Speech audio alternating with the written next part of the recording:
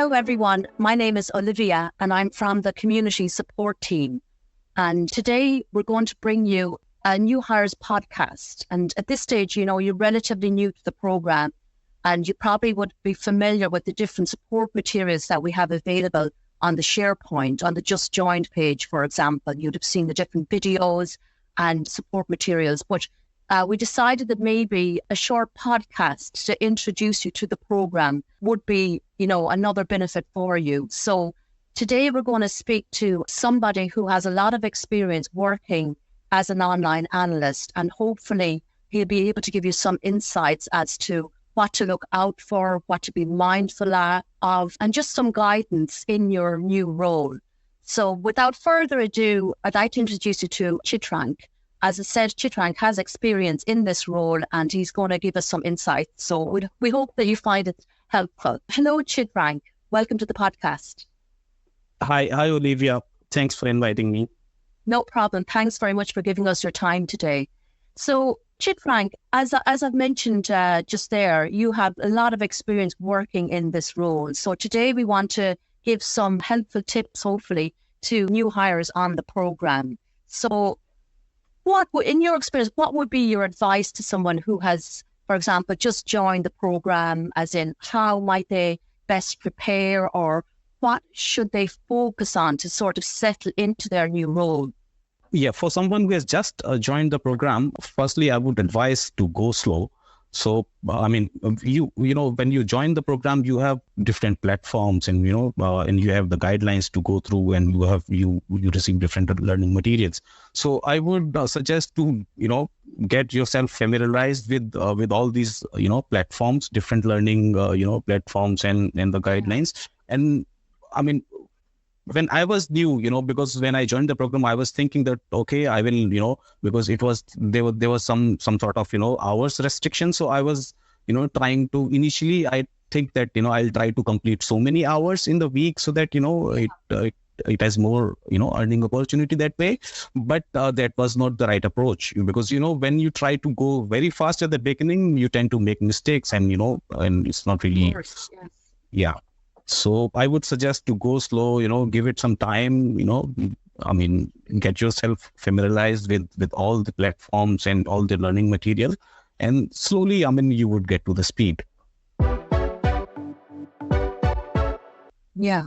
Okay. That's good to know. So I hope that you all listening in will take that advice on board. As I said, that is coming from somebody with experience in the role. So as I said, Chitrank, I work on a community support team, and, I'm familiar. I see the incidents coming in from our analysts with different questions. And, there might be questions to do with, for example, the estimated rating time. So this is something that comes up from time to time. And I know that on the SharePoint page, we do explain what that is, and we try to guide analysts in relation to the estimated rating time.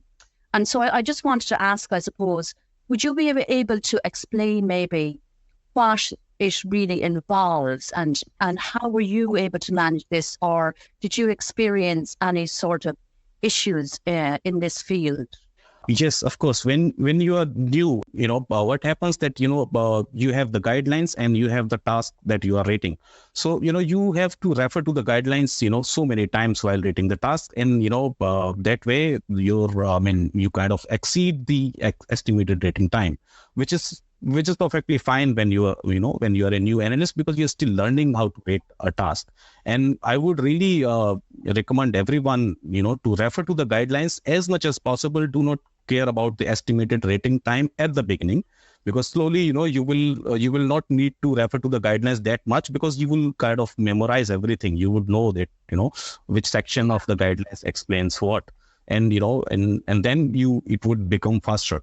So I would say that, give it some time, initially. Do not rush through the task, because this way, you would make mistake. Even if the task seems to be straightforward for a new analyst, you should still refer to the guidelines to see if there is some gap, or, somewhere that you can find any, respective section in the guidelines that can help you rating the task in a better way. And even after some time, when you spend some time on the program, again, you can get a task that can take, more than estimated rating time. But that shouldn't happen so much. But yes, there are still tasks, even if you are experienced, you get a task where you need to, make, research more than usual. And it may take, more than estimated rating time. But then on the other hand, there are tasks that are pretty, straightforward and wouldn't, consume that much of estimated rating time. So on an average, it would be, the task would be, the amount that I spent on a task would be lower than the estimated rating time. But yes, as a new analyst, of course, I would suggest to spend that, as much as time, as possible, so that you get experience on a task type and, and you are able to wait with more accuracy. That's great. Great tips there, Chitrank. Thank you for that. Just moving on, I suppose, when people join the role, they're keen to get as many surveys as possible to get qualified in the different task types. So obviously this takes time. Is this something that you would recommend trying to do quickly, or what was your strategy? Because obviously, as I mentioned earlier, I see instance from analysts, and they're keen to get more surveys, and obviously this can't happen overnight because you have to get qualified. And, sometimes it can be frustrating, I suppose, if there isn't enough tasks there. It takes time to build this up. So what was your approach in this? Did you have a particular strategy to sort of, get up to speed in the different tasks, or how did you, manage this? Initially, when I joined the program, I was hired for a single task type, and I started receiving that task. And of course, it was, as I was new, it was taking a lot of time, initially, but then I kind of became better on that task type, and I was able to, rate them quickly. But then there was, there was not a lot of volume for that task type. So, at times I had no surveys in the platform, when I was trying to work, but there is no work for me because there is no work for the task type. So, and then I started receiving new tasks, so that was kind of opportunity for me, because if one task is not available and I'm allowed to work on another task, it's very good. Yes, so exactly. What I did at that time, that, when there is a new task, there is a new guidelines. So of course, again, I have to read through the guidelines and everything. But then, what happened if I read through the guidelines, and approach the task in a correct way, I get qualified for that task type. So this way, every new task type that I get, I was really motivated to qualify for that task type, and I was really, reading through the guidelines so that, I can, rate those tasks more accurately. And after some time, I would hardly, have no more surveys in my platform. It was work available because I was qualified for many task types. So I would suggest that, at times it happens that, I'm really, working on a single task type and I'm used to of it. I know the guidelines and everything. But when I receive a new task type, it can be frustrating that, now I have to read through a different set of guidelines. It would require more time, and, but if you, take it in a positive way, it's an opportunity for you, to get more work available when your primary task is not is having a low volume or something like that. Yeah, so exactly.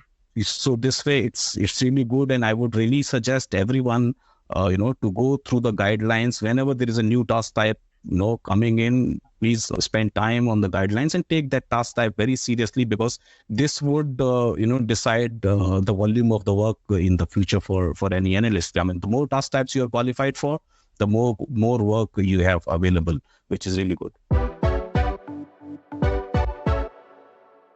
Yeah, that makes perfect sense. So I suppose what you're saying in a way is, don't be daunted or put off by, Yes. having to read through guidelines that in short-term pain, long-term gain, so to speak, that it will pay off, and, you will get used to it and get into the routine of reading through the guidelines. And as I said, you will qualify for more task types. So that is the whole goal, I suppose, at the end of the day. And just one final question, Chitrank, before we wrap it up. What one piece of advice would you give, to be successful in the role? I would say for the new analyst that, just be patient, because at times, when I join the program, I may have different expectations. And after a couple of days, if like there is no work on the platform, I mean, it may be demotivating for me. So I would advise to have patience, because, if there is no more work, it doesn't mean that, it will always be like that. Initial months are really crucial. The new analysts, first of all, they are not qualified for many projects. So they have a limited set of work available for them. So, so at times it may be like that, but as they qualify for more and more projects, more and more work is available for them. So patience is the key, because if I get demotivated, maybe I won't pay attention to the platform. Maybe I'm, doing something else, and, but then I'm cutting off from the opportunity, so I would suggest have patience and, approach every new task very seriously, very carefully, and, try to get qualified for as many task types as possible. And that's my whole advice. That's great advice, Chitran. Thank you very much for your time today. And everybody listening, I hope that you found this helpful. As I said, you're new to the program, so there's the voice of experience there. So I hope you take some of those tips on board, and that it will help you progress in your new role. So I hope you've enjoyed this conversation. Chitran, thanks again for your time today. I really appreciate it. Hopefully talk to you soon. Yeah. Thank you.